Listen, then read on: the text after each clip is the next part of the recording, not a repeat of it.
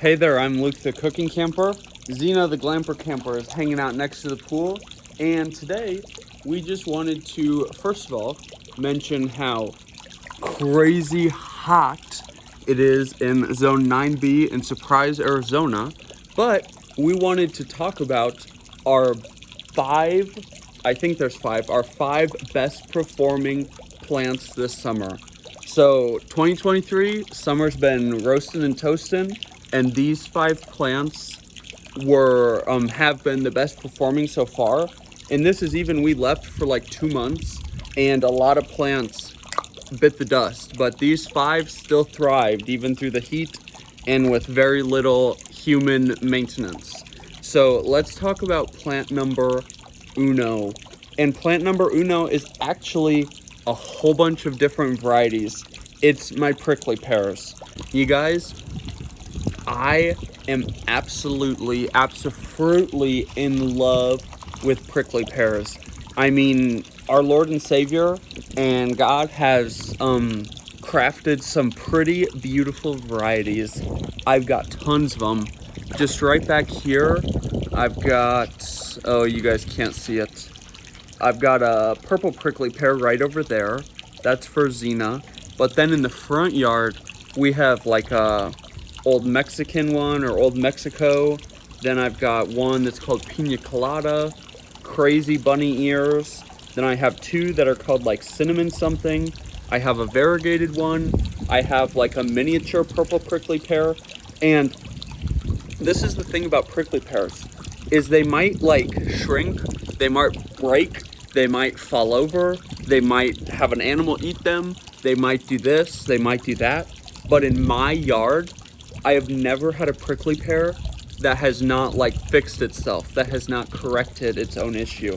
Now the purple prickly pear, a long time ago, many years ago, it got this conochial scale or something. It's like this bug that they use to make red dye and stuff. So it got that, which wasn't even really a problem. I just scraped it off because I didn't like how it looked. So that's gone. But this year and in past summers, there's not been one issue with a prickly pear that has needed to be removed. I've had entire prickly pears fall over, and then over the course of time, the entire plant has re-stood back up. I have had a prickly pear fall over and break into a million pieces. I salvage a little bit of it, and it's thriving now. I mean, and when they run out of water, or when they stop like receiving rainwater, they do get a little like shrivelly, but trust me, just water them with the hose a couple times, and they are gonna plump back up and look beautiful again. And to me, blemishes in plants are beautiful. So I am totally a-okay if a prickly pear's got a big, like, gnarly looking hole in it, or spot, or rip, or break. I don't know. I just think that looks cool. I mean, they're growing the way that God intended them to. I mean, out in the desert, they don't get water other than rainwater. So in my garden, I don't irrigate them. Since we came back from this trip, I've watered them a couple times over the last week, but I try to give them very little water.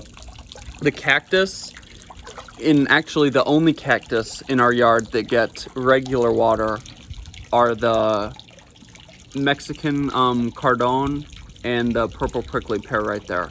It's funny story. So the tall one is Mr. Cameraman, the shorter arm is me, and then the purple prickly pear is for Zena. But yeah, so prickly pears, man, Zone 9B, they thrive in the summer heat. And like I said, even if they crumble, even if they fall, even if something happens, they always bounce back. They always jump back. Now, I'd say the second best performing, I think I've got to go with my pomegranate tree. This thing has totally blown up with growth. I mean, absolutely crazy amount of growth since we've been gone on this trip, just in a couple months. It does not seem to mind the heat at all. The only thing I have noticed is some of the really tall, heavy branches have been falling over, but I mean, they're not dying. Now, a pomegranate tree is a tree that loses all of its leaves, but you'd think, like a lot of my fruit trees, when it gets super hot and they get roasted and toasted, the leaves kind of shrivel and get crispy and fall off. but I haven't noticed really any of the pomegranate tree leaves succumbing to the heat. The thing is doing great. My dwarf pomegranate tree, which is a different variety, it actually has a bunch of fruit on it. That one also has not been losing leaves. But the big one is just covered in foliage. I actually recently chopped a whole bunch of it off. I'm trying to get it to like grow up the side of our little metal pergola thing, so we'll see how that goes. The third best performing thing is actually just like the pomegranate tree. I got a dwarf pomegranate and a regular pomegranate. The third best performing thing is I have two bougainvilleas. I have a gold rush bougainvillea and I have a purple princess bougainvillea.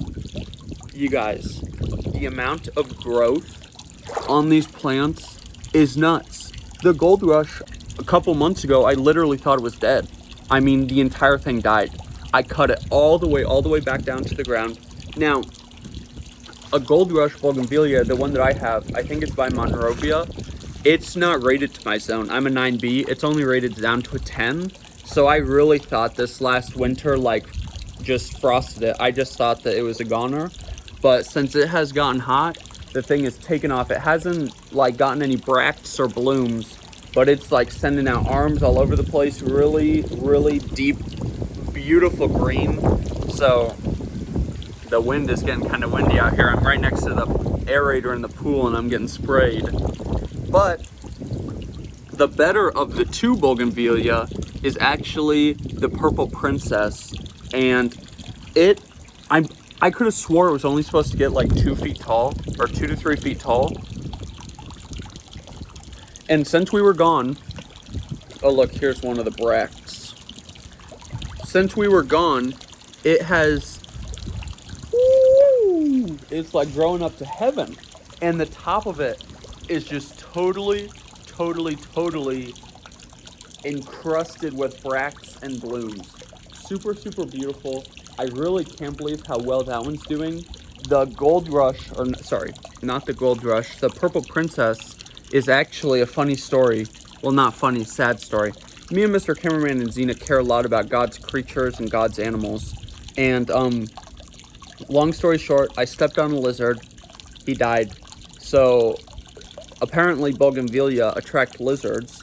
So we gave the lizard a little burial, and then we planted a purple princess bougainvillea right on top of him to attract more lizards. So those two are doing really, really well also. My neighbor back here also has, I don't know what variety of her bougainvillea. It appears that she has 2 different varieties. One's more of like a tangerine color, and one is a hot pink. And those are coming over my wall, which I don't even mind because the color is glorious. Really, really nice color. It's kind of like it's like borrowed color from your neighbor. It's kind of fun. Next on the list, I gotta pick. I've got 2 more plants and I've got 4 and 5. I'm gonna have to go with number 4. It's better than number 5 because number 4 is a relatively new plant. I have a dwarf mulberry tree. And you guys, this thing was like, I got it from Stark Brothers Nursery. It was a twig when I got it. And I really thought with this heat, it was just going to get roasted being such a new plant. And it's actually raised above ground level. So here's like the level of the dwarf mulberry. Then there's a pot, a little plastic pot, but it has no bottom. So the mulberry tree is actually planted in the pot. And the roots come through the bottom of the pot. Because I wanted to raise it up a little bit, if that makes any sense at all. So I really thought it was just going to get roasted and toasted. But the thing is putting off so much growth. I literally had to trim a ton of it back because it was growing all over the place into the neighbor's yard, over our wall. So I am really, really surprised. It seems to be absolutely thriving in the heat. So if you want a fruit tree that thrives in heat, I mean pomegranate, dwarf pomegranate, the mulberry, and then number 5 is my lemon tree. And we don't really know if it's a regular lemon. I'm pretty sure it's just a Meyer lemon, but to us it tastes, and they're ginormous. It's almost like a lemon tree crossed with a grapefruit or something. We're not really sure, but yeah. And the only reason I'm saying this one is good is because it's growing crazy this year, just like it does every other year. But with the heat this year, I was expecting... So a fruit tree, there's kind of like two main things that I think about when you're talking about fruit trees. Fruit production, the fruits are on the tree, they need to like stay there long enough to ripen. And then they get little like shoots at the bottom. Super, super crazy annoying. During fruit production, you want to take all of those bottom shoots off, or else normally the fruits are not formed as like perfectly as they could have been. And yeah, so I kind of think of one of our friends actually recently did a landscaping project for him.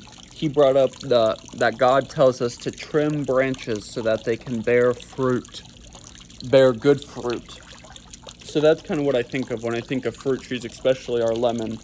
But so generally, if there's a whole bunch going on at the bottom of the trunk of the tree, the fruit sometimes can suffer because of that. Well, when we got back from our trip, the entire trunk of the tree was covered in green, brand new leaves. I got rid of them all, but the thing is still covered in fruit too. And all of the other leaves are luscious, green, beautiful, beautiful leaves. I mean, I was surprised when I saw that. So it's kind of the same growth habit as usual, but I just thought with the heat it might react differently. But it has been, it's been growing like a trooper. Been doing really, really good. So yeah, that is me and Zena's top 5 best things to roast and thrive in the Zone 9B Phoenix Metro 2023 summer heat. The absolute best, prickly pears. Oh my gosh, I forgot the order.